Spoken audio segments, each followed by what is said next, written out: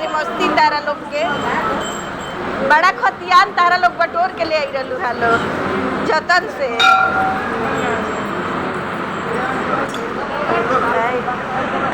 माथे शोभे जाए ए बुची एगो भजन गावो। माथे शोभे जाए तिलक लेना छलिया चंदना शोभे तिलक लीना हो रवले शिव गौरी रवले शिव काले लागा सवाद गाई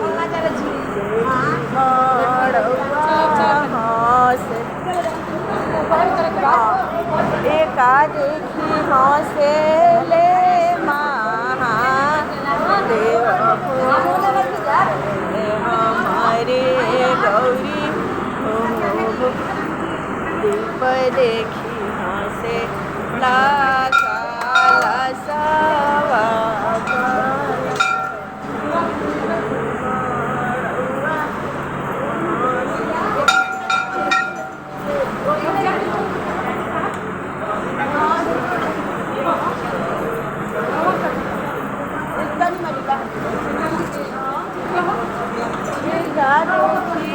से ले महादेव भोरवलेसी तनी बोलो ना सुन ली है। अब भाई मौजी थोत गेला से जानो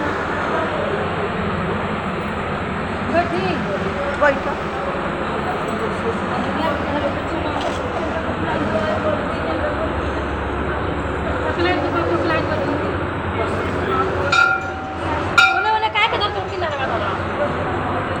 जाई तू ही का दिए बधैल रहलुआ ए जदिया धरे के चाहिए बेरा पुता तुम का काहे पुता दे पगलाई लोग लाइन बनी क्या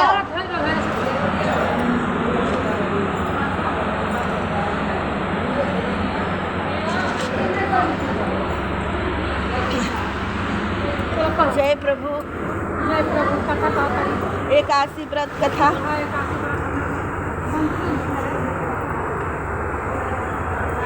शिव परिवार की जय राम दरबार की जय भक्त वत्सल प्रभु की जय हो। दीन दयाल बीरज हरि हरहुनाथ संकट भारी दीन हर हर महादेव जय जय बक्सर धाम की जय विश्वामित्र मुनि नगरी की जय हो। निर्जला एकादशी व्रत की कथा। भीमसेन बोले हे पितामह भ्राता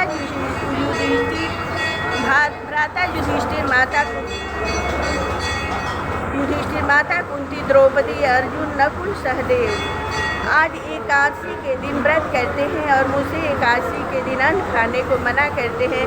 मैं उनसे कहता हूँ कि भाई मैं भक्ति पूर्वक भगवान की पूजा कर सकता हूँ और दान दे सकता हूँ, परंतु मैं एकादशी के दिन भूखा नहीं रह सकता।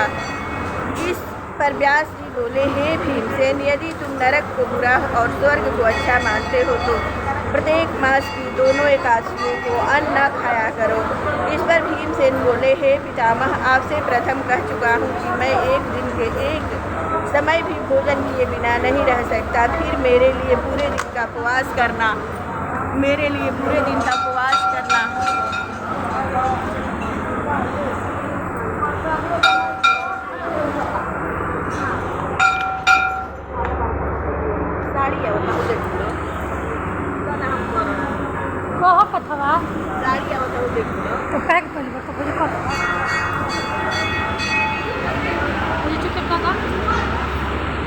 नरक को बुरा और स्वर्ग का अच्छा मानते हो तो प्रत्येक मास की दोनों एकादशियों को अन्न खाया करो, अन्न नहीं खाया करो।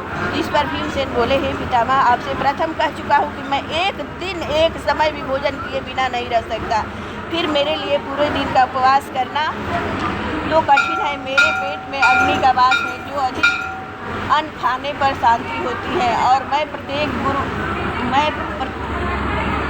प्रयत्न करूं तो एक व्रत अवश्य कर सकता हूं। अतः आप मुझे कोई एक ऐसा व्रत बताइए जिससे मुझे स्वर्ग की प्राप्ति हो। व्यास जी बोले कि हे वायुपुत्र, बड़े बड़े ऋषि और महर्षि ने बहुत से शास्त्र आदि बनाए हैं। यदि कलयुग में मनुष्य उनका आचरण करे तो अवश्य ही मुक्ति को प्राप्त होता है।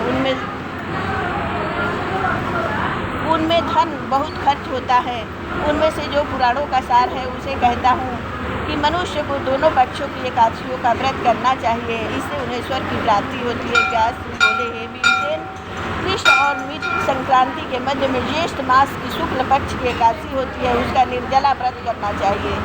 इस एकादशी के व्रत में स्नान और आचमन में जल विसर्जन नहीं है, लेकिन आचमन में 6 मास से अधिक जल नहीं लेना चाहिए। इस आचमन से शरीर की शुद्धि हो जाती है। आचमन में 6 मास से अधिक जल मद्यपान के समान है। इस दिन भोजन नहीं करना चाहिए, क्योंकि भोजन करने से व्रत नष्ट हो जाता है। यदि सूर्योदय से सूर्यास्त तक मनुष्य जलपान न करे तो उससे 12 एकादशियों के फल की प्राप्ति होती है। द्वादशी के दिन सूर्योदय से पहले ही उठना चाहिए। इसके पश्चात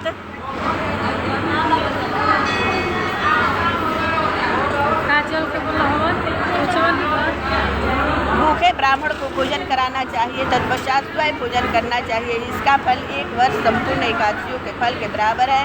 हे भीमसेन, स्वयं भगवान ने मुझसे कहा था कि इस एकादशी का पुण्य समस्त तीर्थों और दानों के बराबर है। एक दिन निर्जला रहने से मनुष्य पापों से मुक्त हो जाता है। जो मनुष्य निर्जला एकादशी का व्रत करते हैं उनको मृत्यु के समान भयानक जमदूत नहीं देखते हैं। उस समय भगवान विष्णु के दूत स्वर्ग से आते हैं और उनको पुष्पक विमान पर बैठाकर स्वर्ग को ले जाते हैं। अतः संसार में सबसे श्रेष्ठ निर्जला एकादशी का व्रत है। अतः यत्नपूर्वक इस एकादशी का निर्जल व्रत करना चाहिए। उस दिन ओम नमो भगवते वासुदेव मंत्र का उच्चारण करना चाहिए। उस दिन गौदान करना चाहिए। व्यास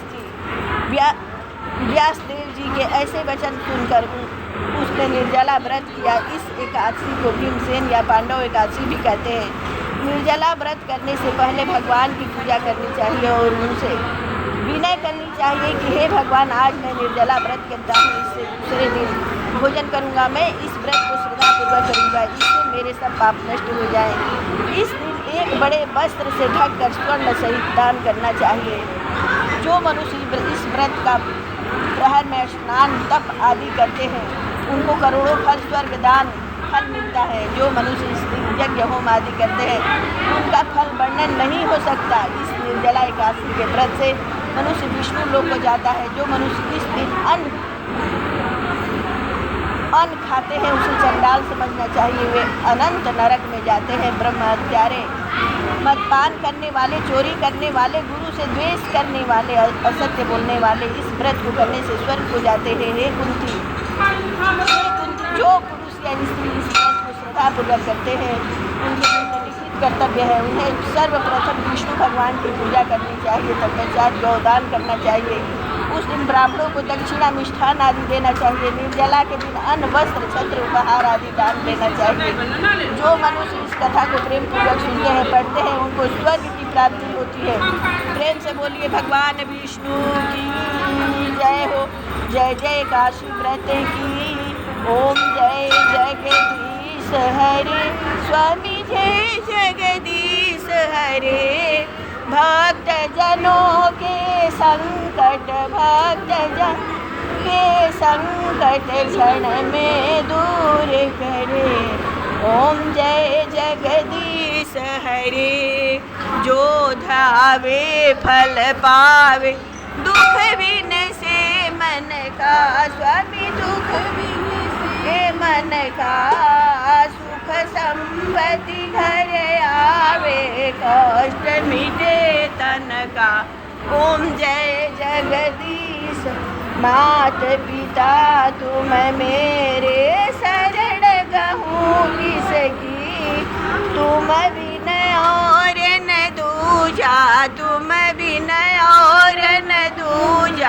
आस करूँ जिसकी। ओम जय जगदीश हरे, पार ब्रह्म परमेश्वर तुम सब स्वामी, प्रभु तुम स्वामी, तुम करुणा के सागर, तुम पालन करता। ओम जय जगदीश हरे, मैं मूरख खल कामी, कृपा करो भरता, प्रभु कृपा करो भरता। तुम होए गया गोचर सबके प्राणपति। जय जगदीश विधि मिलो दया, मैं तुमको मैं कुमति। ओम जय जगदीश हरे, दीन बंधु दुख हरे, तुम ठाकुर मेरे, अपने हाथ उठाओ द्वार पड़ी तेरे। ओम जय जगदीश हरे, तन मन धन जो कुछ है सब ही है तेरा, प्रभु ही है तेरा। तेरा तुझको अर्पण, तेरा तुझको अर्पण क्या लागे मेरा। ओम जय जगदीश हरे, ओम जय जगदीश हरे, जय जगदीश हरे।